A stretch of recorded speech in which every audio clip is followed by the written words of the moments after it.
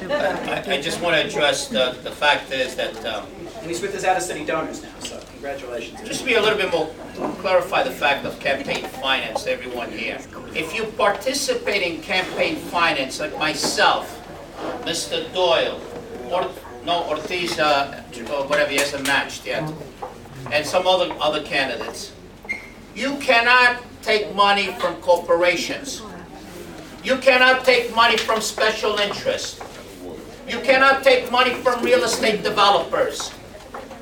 So once you take the subsidy, the matching fund from the city, you have to tell all these special interests, here's a door, you can't influence me. I owe to the city of New York my loyalty. That's not the case here because he is not participating in campaign finance. He's taking money from corporations, developers, special interests, and this is how they do it. So that's the difference. I just want to clarify that, make it more clear. Having said that, the Mayor de Blasio, was accused just recently in the newspaper, saying that 90 homeless shelters is a payoff to developers. It's his way to pay off to give money, influence from the real estate. That's how influential the real estate board is. The real estate industry is basically 70% of all political contribution in New York City. The old saying is, real estate owns City Hall. Unfortunately, that's the truth. They do own it. And I'm here to say that this community is not for sale. Money cannot buy this community. I hope at the end, after apparently there's going to be over $1 million spent in this race. And possibly, maybe that $1 million might have an effect. I hope that's not the case. I hope the people make the choice. I hope it's not money. And also, let me be also clear, and I'm going to say something where I've said to Mr. Jonai when he was present. He took his oath to represent this community for 2 more years. He's supposed to be here until 2019.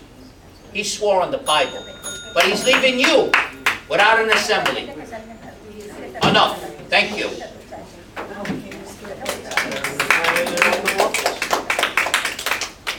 So, I'm the only candidate that has not received any money from anyone. I ran with my own personal money, and I ran this campaign for $1,500. $1,500, and I'm on the ballot. Check that out. My brother Jordan has $800. Fine. He found a way to get the money. Doyle found a way to get some money. Virgilia. But I'm the only school teacher. The only person that walks the street. I'm the only one that has been educated here. I am a son of this neighborhood. I'm the only BMX pro that grew up from the gutter. 1977, the Bronx was dead. Let's be honest. Our playground were buildings like this that were abandoned. You remember that? And you know what? What's missing here is regulation. You need a legislator like myself that has no ties, no interests. That's not exclusive to one part of the neighborhood. That's not bought. You need somebody that's neutral. I don't owe this to no one but my wife and my children and to you. Let me say it again. $1,500 and I'm on the ballot. School teacher, community worker, healthcare worker, recreational specialist. I opened the first HIV hospital. I worked in a drug rehab program. Look at my resume and compare it to the other guys. And think, who is more educated to do the job? Who's here to legislate? Who can provide legislation? So what, you build a building? But if you regulate it and you make sure that they don't violate the rules, you can have a building, because the Bronx was dead in 1977, right? The Bronx was burning. Let's be real.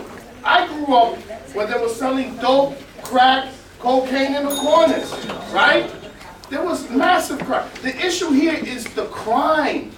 And how can we reduce the crime? And how can we support the police department? And how can we bring the money back to the neighborhood to continue continue to move the community forward.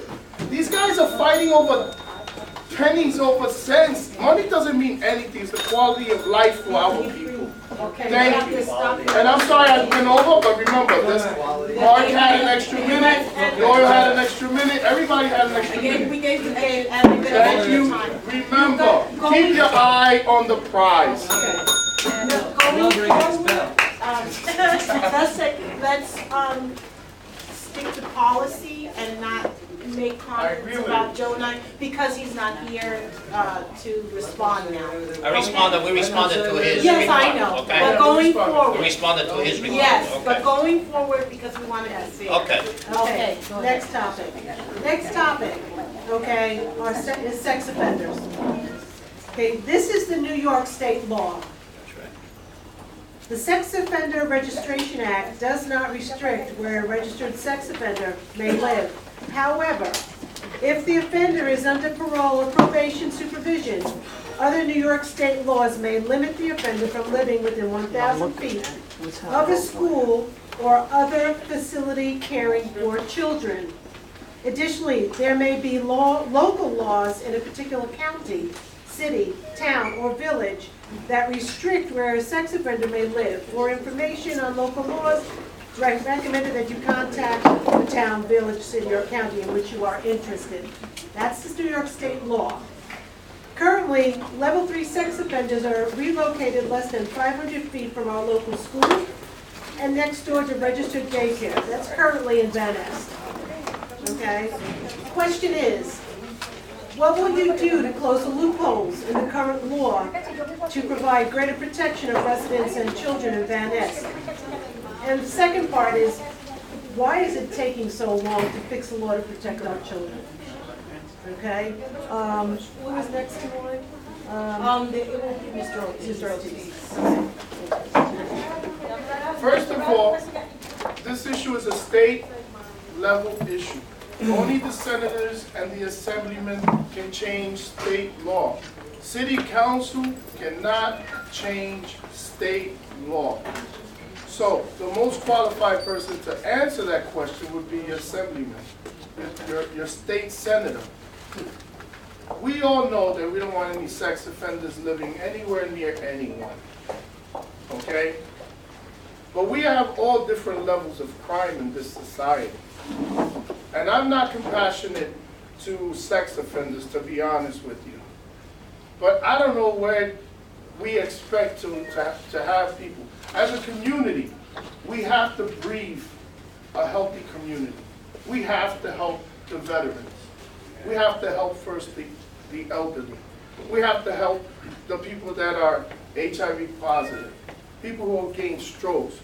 And we need to help the middle class people, the people like you and I, that work, pay our taxes. We pay our taxes and we get nothing back in return.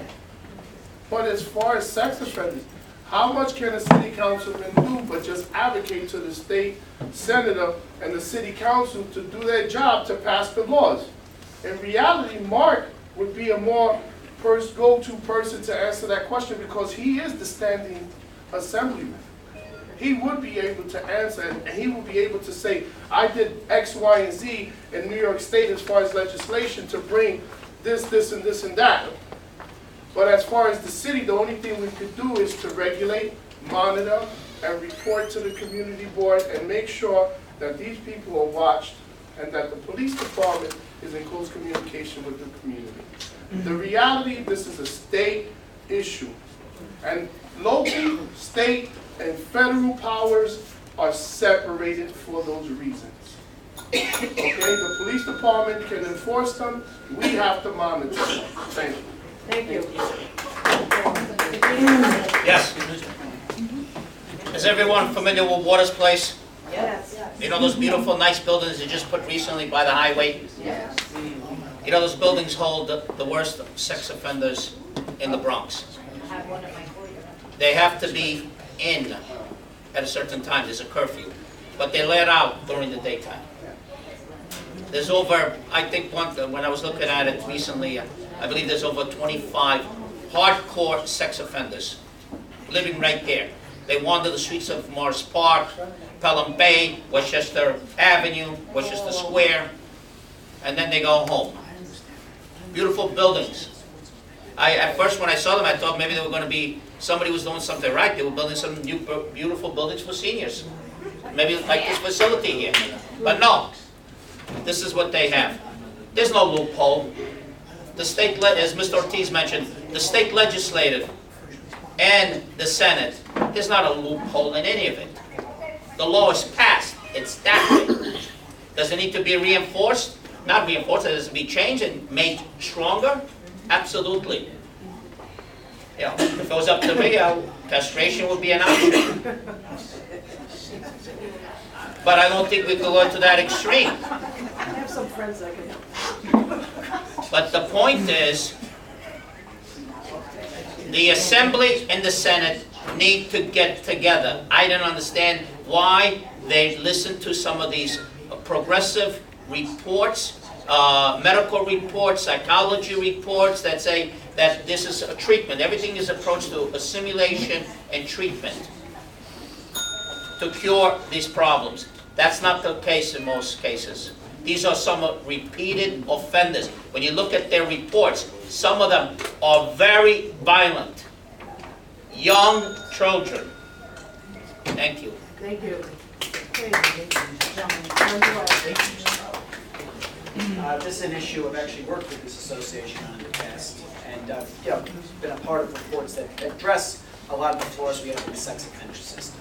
I've actually worked with Amy Bowler over there, and we brought to light the fact that there was a sex offender living in a family shelter.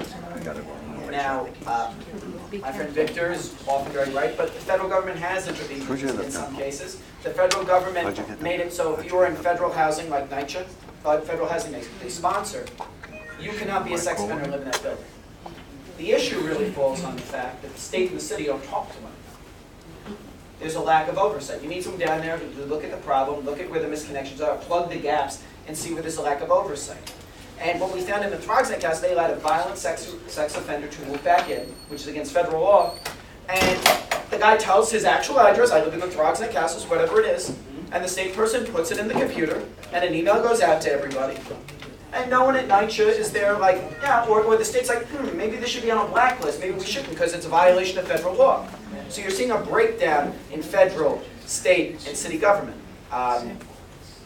Senator Klein did a report recently which showed that UPK sites where we're putting our children, they're not being enforced with the 700-foot rule that we have for the schools. That's another area where we're not plugging the right holes. Again, I understand what Victor said, in that eventually these people have to go somewhere. I don't know. I know no neighborhood wants them, and I know we don't want them here. But we can't have them near children. Those are ticking time bombs. And I know that's true. And again, as they are near schools, as they are UPKs, as they are NYCHAs, as they are family shelters, I've actually went through some of these reports sometimes and found out a defective zip code where the person just misreports their zip code. They actually live in another zip code. No one checks these things. This is a breakdown between the city and the state.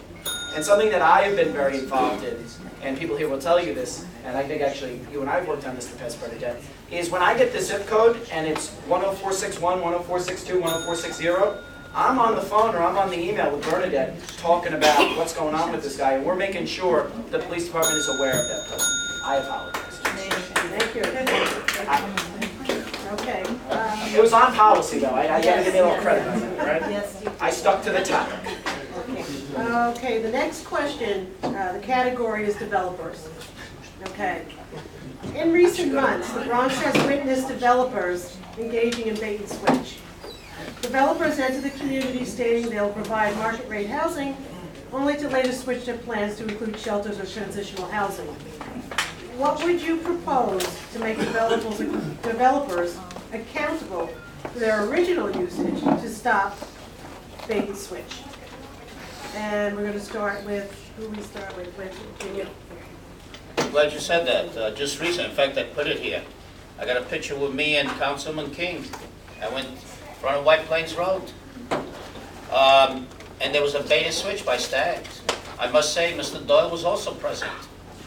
And we went there to support Councilman King, and I admire the councilman for standing up there. And there was a bait and switch where there was supposed to be affordable market rate. And Stags turned around and switched, did a switch and bait with HRA. it's contracted out, hey, $2,200 for a bedroom, or 2 bedrooms, $2,200 to $2,400. Who could afford that? The city could afford it, and they subsidize. So this is what happened. Beautiful building, elevator, beautiful for seniors. But no. And what was he out there? He said that these people, these individuals are bringing crime, drugs, prostitutions, panhandling, all the problems that have arrived in that area have increased because of this. And it's not fair. Absolutely. Mr. Stagg received the 421A. It's a program, city's program. It cost the taxpayers over, close to about $2 billion. $2 billion. That's how he gets it. These tax breaks, eventually the developers, the developers actually don't spend the money to develop the properties. Eventually, with the tax break, you taxpayers wind up paying for it. Give it 12 to 15 years, and you actually bought for what it costed to put up the building. So it's a double, you get the cake and the icing on top of the cake, right, on top of it. So it's a problem with 421A. De Blasio sold out the community. He turned around and restricted with the 421A program. He said anything beyond or past, before 96th Street must be union contracts. Anything after 96th Street, any development, turns around, and you don't have to have a union contract when building, when developing. So this it is very, very important that we need to revamp. If I'm elected, I'm going to gut out the 421A program for developers, and it's not going to be a payoff for developers, and we're going to clean it up, and if anyone wants to build and wants a tax break, they have to build affordable housing. Thank you. Do you have a question you wanted to ask me or something? You said something, you made No, a... I was just thinking about something, I'm sorry. Oh, was there something unclear that you want about the 421? You want me to explain it in more detail? I'll be very happy. I should probably refrain from editorializing. It's not Oh, I appropriate. see, okay, I thought maybe you want to make it more clear. I'll be very happy to. Mr. Doyle. I was with the GIDEO and Councilman King, and I think that's a very positive thing. I'm going to get to the question, and it is on topic before